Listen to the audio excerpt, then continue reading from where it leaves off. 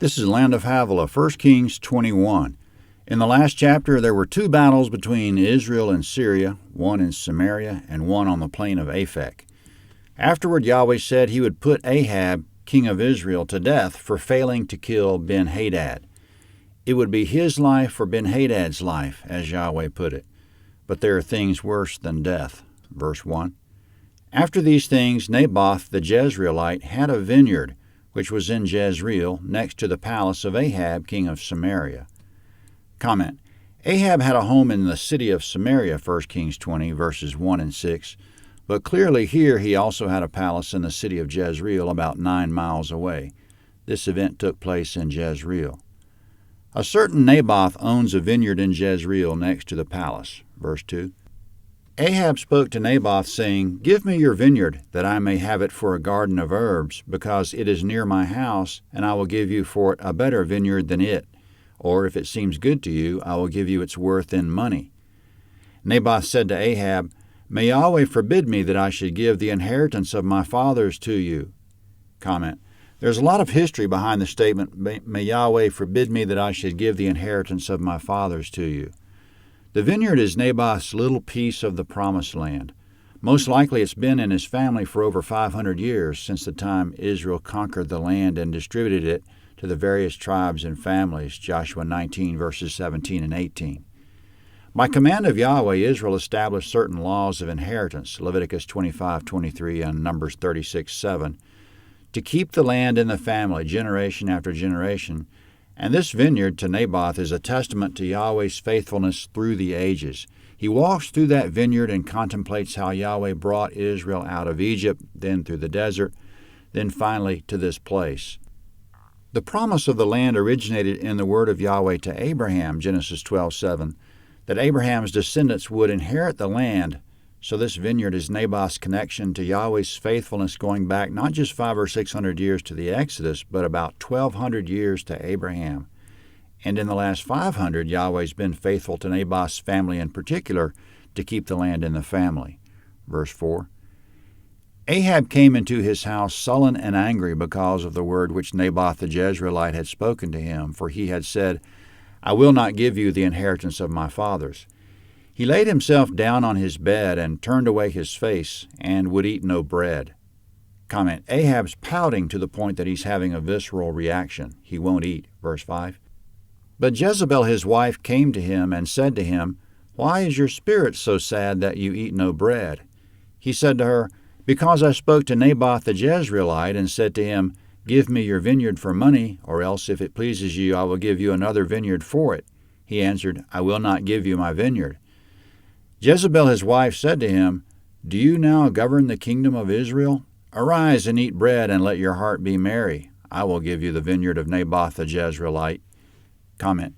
Jezebel's not bound by any rules. She says, "Let me show you how it's done." Verse 8. So she wrote letters in Ahab's name and sealed them with his seal, and sent the letters to the elders and to the nobles who were in his city who lived with Naboth. Comment. Ahab allowed Jezebel to use his name and authority to do the following. Verse 9. She wrote in the letters, saying, "Proclaim a fast and set Naboth on high among the people. Set 2 men, wicked fellows, before him, and let them testify against him, saying, 'You cursed God and the king.' Then carry him out and stone him to death."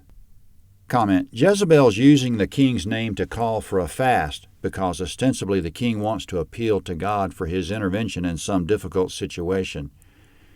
And during the fast, when the elders are all seated to discuss the matter, to determine what should be done to obtain God's favor, they're going to make Naboth the scapegoat. They're going to say that Naboth is responsible for the situation because he cursed God and the king, and that therefore God won't lift the curse off the city or off the nation until Nadab is punished. The punishment for cursing God or the king is death by stoning, Leviticus 24:16 and Exodus 22:28. This is according to the word of Yahweh. So this is Jezebel's scheme to get Naboth killed so that Ahab can take the vineyard. Verse 11. The men of his city, even the elders and the nobles who lived in his city, did as Jezebel had instructed them in the letters which she had written and sent to them. They proclaimed a fast and set Naboth on high among the people. The 2 men, the wicked fellows, came in and sat before him. The wicked fellows testified against him, even against Naboth, in the presence of the people, saying, Naboth cursed God and the king. Then they carried him out of the city and stoned him to death with stones.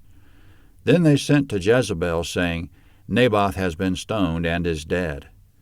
When Jezebel heard that Naboth had been stoned and was dead, Jezebel said to Ahab, Arise, take possession of the vineyard of Naboth the Jezreelite, which he refused to give you for money, for Naboth is not alive, but dead.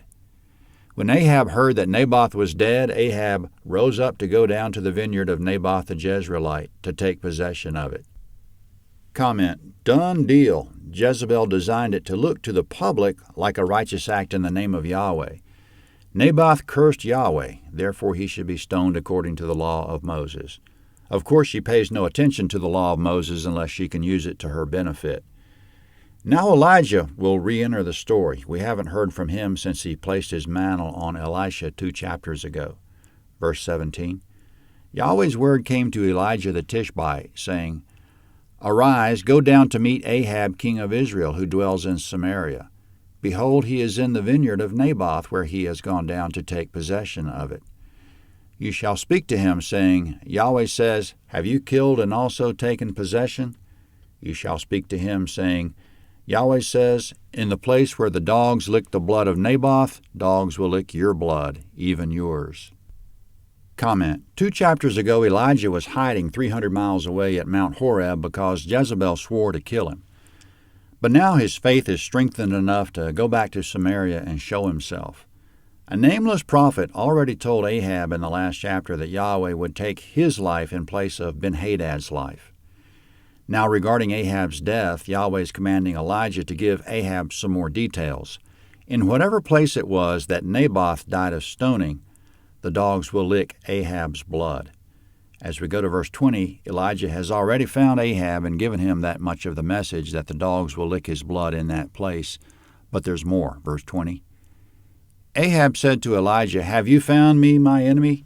He answered, I have found you, because you have sold yourself to do that which is evil in Yahweh's sight. Comment: The person who sells himself is a slave or servant. Ahab's a servant of evil. Verse 21.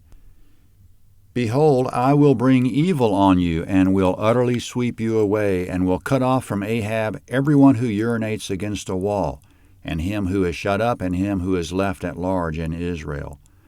I will make your house like the house of Jeroboam the son of Nebat, and like the house of Baasha the son of Ahijah, for the provocation with which you have provoked me to anger, and have made Israel to sin. Comment: This is the third time Yahweh has cursed a king of Israel with the same curse, 1 Kings 14:10 and 1 Kings 16:3. First it was the house of Jeroboam, every male, and then the house of Baasha, every male. Now it will be the house of Ahab. Furthermore, verse 23, Yahweh also spoke of Jezebel, saying, The dogs will eat Jezebel by the rampart of Jezreel. The dogs will eat he who dies of Ahab in the city, and the birds of the sky will eat he who dies in the field.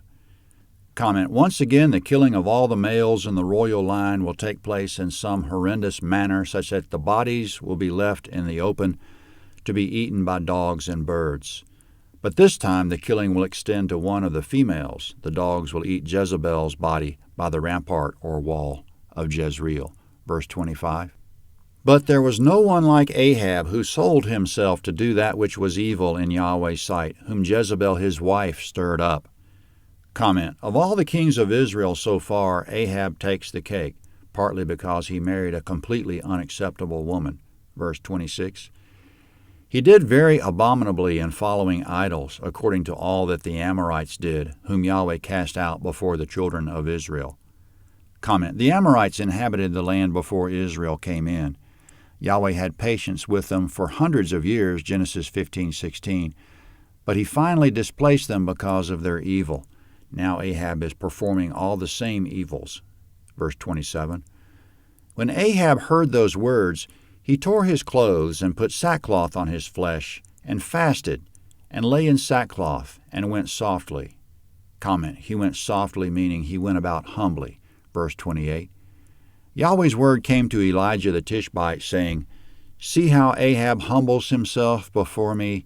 Because he humbles himself before me, I will not bring the evil in his days, but I will bring the evil on his house in his son's day."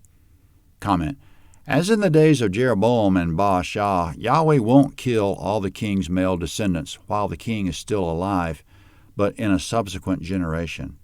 1 Kings 22 is next at landofhavilah.net. 1 Kings 22.